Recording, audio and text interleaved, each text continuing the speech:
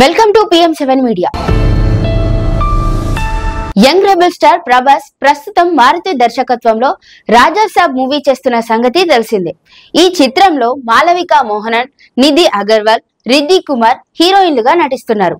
అలాగే సంజయ్ దత్, మురళీ శర్మ, అనుపమ్ ఖేర్ లాంటి సీనియర్ నటులు కీలక పాత్రల్లో కనిపించనున్నారు. తమన్ సంగీతం అందిస్తున్న ఈ సినిమా నుంచి ఇప్పటికే వచ్చిన ఫస్ట్ లుక్ టీజర్ కు మంచి రెస్పాన్స్ వచ్చింది.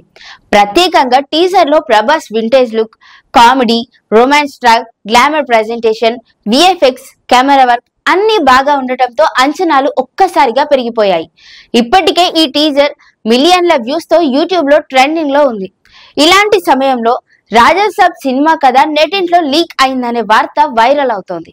ఓ నెటిజన్ తన సోషల్ మీడియా పోస్ట్ లో ఈ సినిమాకి సంబంధించి ఫుల్ కథను చెప్పేశాడు.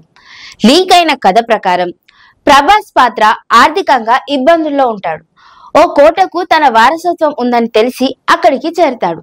అప్పటికే ఓ హీరోయిన్ తో ప్రేమలో ఉంటాడు. కోట దగ్గరకు వెళ్లిన తర్వాత మరో హీరోయిన్ నిధుల కోసం వస్తుంది.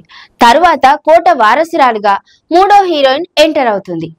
కోటలోని సంఘటనల మధ్య అతను తన తాత గురించి తెలుసుకుంటాడు. ఫ్లాష్ బ్యాక్ లో తన తాత రాజాసాబ్ గా కనిపించే వ్యక్తిని సంజయ్ దత్ వంచించి చంపేసి ఆ కోటను స్వాధీనం చేసుకోవాలని చూస్తాడు. క్షుద్ర పూజల ద్వారా అతన్ని చంపించేస్తాడు.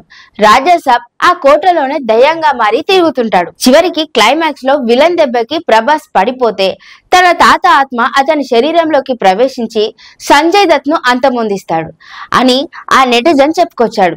ఈ కథ అలానే ఉంటుందా లేక మరోలా ఉంటుందా అనేది సినిమా రిలీజ్ అయిన తర్వాత గానీ చెప్పలేం. కానీ సోషల్ మీడియాలో మాత్రం ఈ లీక్ కథ చక్కర్లు కొడుతోంది.